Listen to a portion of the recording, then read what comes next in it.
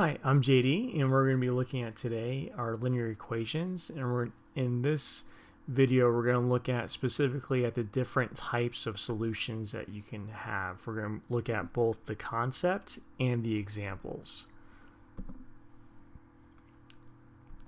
So you can have different types of solutions: conditional, inconsistent, and identity. Let's go over conditional. So x equals some number. This is the algebraic solution that you're going to get, and it's called conditional because it's true if x equals that number. And we're talking about linear equations here, so it could be different depending upon the different type of equation that you have, but here we're just talking about linear equations. So the number of solutions is just one solution. Now, how are you going to write that? You're going to write it in, you can either write it as x equals some number or as a set. This is more formal. And these are braces. Then to verify the solution, you're going to take the number and just plug it into the original. And if it's true, it's a solution. Now, inconsistent, what that's going to look like is a contradiction. So 0 equals 3, that's not equal. That's algebraically, it's whatever you plug in for x, it's never true. So the number of solutions is no solution. To write that, you would write it as the null set, or also called the empty set, which is, so it's just a 0 with a line through it.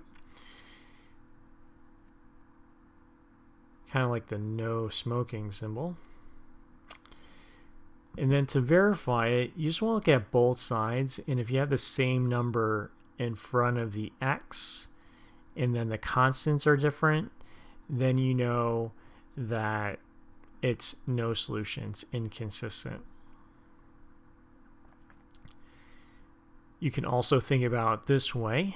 If you're familiar with mx plus b, which is slope-intercept form, if you have the same m's on both sides and then the different b's on both sides, then it's inconsistent.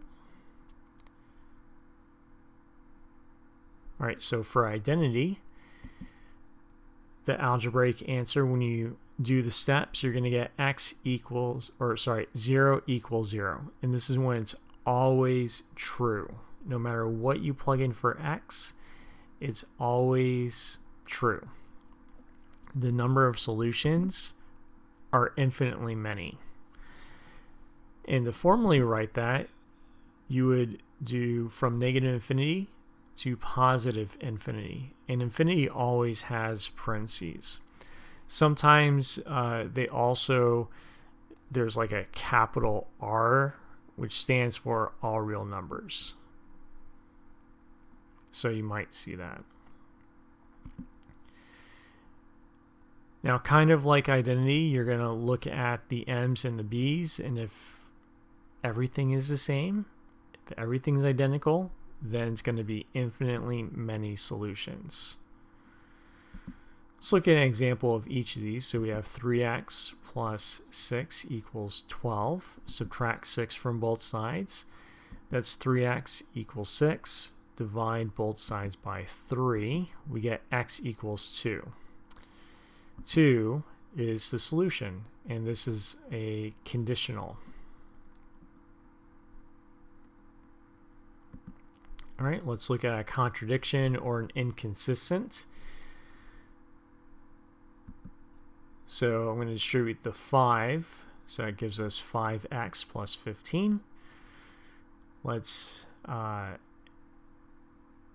subtract 5x from both sides, and I get negative 1 equals 17. It's inconsistent. There's a contradiction.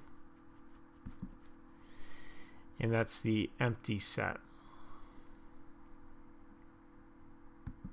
All right, let's look at identity. And I'm going to distribute this, so it's negative 4x plus 4. let's simplify this. -9 plus 13 plus 4. I can see already that's identical. Let me add 4x to both sides and subtract 4. I get 0 equals 0.